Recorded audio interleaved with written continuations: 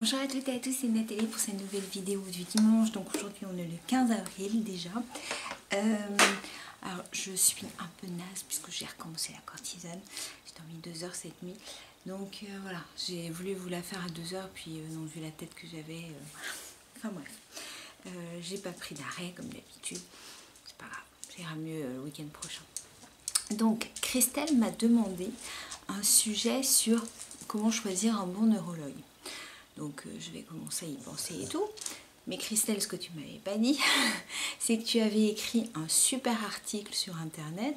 Je trouvais d'autres choses, mais c'est ton article, non pas que je veux faire du copier, puisque je dis que c'est bien de toi. Je vais lire, pas tout, mais en partie ce que tu as écrit, qui est très bien fait. Donc je dirais pas mieux, même sûrement moins bien. Et puis je ferai aussi part de mon expérience perso, puisque c'est vrai que 1 euro, c'est super important. Donc, quand on vous a, excusez-moi, quand vous a diagnostiqué, quand on vous a diagnostiqué votre SEB, bah forcément, il faut que vous ayez un neurologue qui vous suit véritablement, puisque vous avez le neurologue que vous avez peut-être eu des fois, certains ont commencé par l'hôpital, mais après il faut que vous en ayez un vraiment tout le temps à l'hôpital ou en ville. Donc, je lis ce qu'elle a noté. Une fois le diagnostic établi, la sclérose en plaques étant une maladie chronique, il nous est indispensable de trouver un médecin spécialiste en neurologie qui procède à un suivi médical de manière régulière. Donc bien sûr, il va vous prescrire des IRM, des bolus de cortisone à chaque épisode inflammatoire, procéder à un examen clinique du malade, vous tenir informé votre médecin généraliste, c'est important, qui se suit avec le médecin généraliste, prescrire d'éventuels traitements, enfin bon, voilà. Alors, qu'est-ce qu'un bon médecin? C'est vrai que c'est une question qui est un petit peu compliquée, puisqu'on est tous différents, donc on n'a pas les mêmes ressentis. Mais dans l'absolu, ce qui est important, c'est qu'il soit forcément compétent, c'est le moindre mal. Donc en fait, qu'ils poursuivent une formation en continu, qu'ils ne se soient pas arrêtés juste, même si leurs années d'études durent très longtemps, mais vu l'évolution qu'il y a, il faut qu'il y ait une formation continue, qu'ils soient intéressés par les dernières découvertes de la recherche pour chacune des pathologies, qu'ils soient à l'écoute des patients, qui soit honnête et qui soit humain. Alors ça c'est elle, Christelle, ce qu'elle mettait, et moi je suis tout à fait d'accord, puisque c'est vraiment les conditions hyper importantes.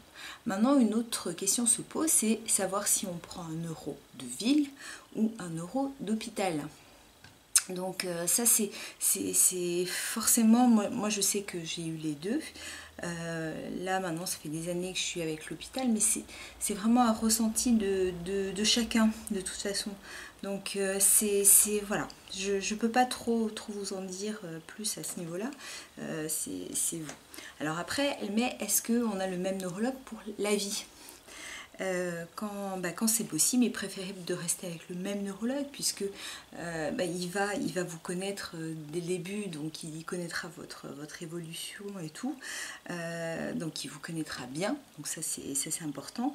Mais par contre, une chose importante qu'elle dit, et moi je l'ai vécu, quand la confiance n'est plus là, on sait qu'il est temps d'aller consulter un autre neurologue. Donc ça c'est pareil, c'est vraiment un ressenti que chacun doit se poser, de savoir qu'est-ce qu'il veut ou elle veut faire. Donc voilà, donc je vous invite à faire une recherche sur internet. Elle avait fait un article, comment faire le choix d'un bon neurologue. Donc voilà, c'est Christelle qui l'a fait et il est bien fait. Donc moi, pour parler de mon expérience perso, alors c'est vrai que en plus de 20 ans, puisque de toute façon même le diagnostic posé, j'en avais vu, eux ils le savaient mais ils ne me l'avaient pas dit, j'ai consulté beaucoup de neurologues, enfin beaucoup, tout est relatif parce que j'ai dû en avoir 7, puisque ce qui s'est passé, c'est pas que j'étais pas contente, mais c'est que j'ai beaucoup déménagé entre le moment du diagnostic et maintenant. Donc j'ai eu beaucoup de neurologues. Une des premières, alors que ce soit des neurologues, j'ai eu des neurologues fixes, on va dire, plus je compte pas dans les 7 tous ceux que j'ai vus occasionnellement à l'hôpital lors de bolus de cortisone. Donc là il y en aurait beaucoup plus, mais 7 qui m'ont un peu plus connue. Et pour vous dire, une des toutes premières neurologues que j'ai eues, par contre, elle m'a vue qu'une fois, puisque vu les... Excusez-moi le terme, mais vu les conneries qu'elle a pu me dire, elle m'a pas revue 2 fois. Mais sinon, j'ai eu... à Nice notamment, j'ai eu, qui doit être à la retraite maintenant je pense, j'ai eu un super neurologue, mais vraiment quelqu'un d'une humanité, d'une empathie, qui a été merveilleux, comprenant immédiatement ce qui se passait et tout, me prenant en urgence parce qu'il savait que dès que je lui donnais certains symptômes, voilà, il fallait me... Donc non, il a été vraiment bien. Et puis par contre, c'est vrai que là, Christelle parlait du problème de la ville ou de l'hôpital. Donc c'est vrai qu'à la base, j'avais des neuros de ville. C'est vrai que, ouais, à part ceux que je voyais épisodiquement à l'hôpital, mais j'avais des neuros de ville. Et j'ai eu un épisode malheureux, donc il y a déjà quelques années, maintenant ça fait plus de 15 ans, d'un neurologue de ville qui m'a prescrit un traitement et en fait, vu les effets qu'il y a eu sur moi, il aurait fallu l'arrêter immédiatement. Ça m'a été confirmé par le professeur aussi qui me suit à Rennes. Enfin bref, je ne reviendrai pas dessus. Donc là, maintenant, ça fait, ça fait plus de 15 ans parce qu'au début, j'ai eu les deux en même temps. J'ai un neurologue à l'hôpital qui est quelqu'un vraiment de formidable pour moi. Alors peut-être que certains...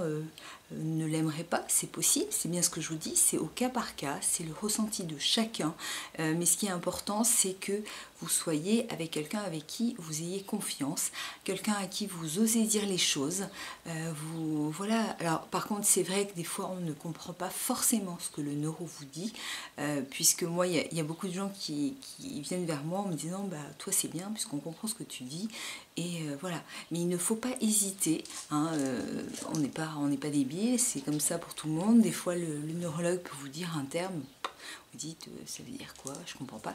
Non, si vous n'avez pas compris, n'hésitez pas à lui poser la question pour pas que après vous vous disiez, ah ouais, il m'a dit que j'avais ça, mais est-ce que ça veut dire que c'est grave? Alors que peut-être que ce n'est pas grave du tout, c'est juste que c'est un terme médical, terme pompeux et tout, non, veut juste dire que vous avez un petit truc et il ne faut pas du tout s'imaginer, parce que malheureusement, plus je lis des choses, et j'avoue que c'est pas que ça me contrarie, mais je vois qu'il y a de plus en plus de personnes qui, pour le moindre petit bobo, se font un foin de choses pas possibles. Et puis, ok, on a une CEP, et ça je le redis souvent, c'est pénible, c'est tout ce que vous voulez, mais il faut, on vit aussi.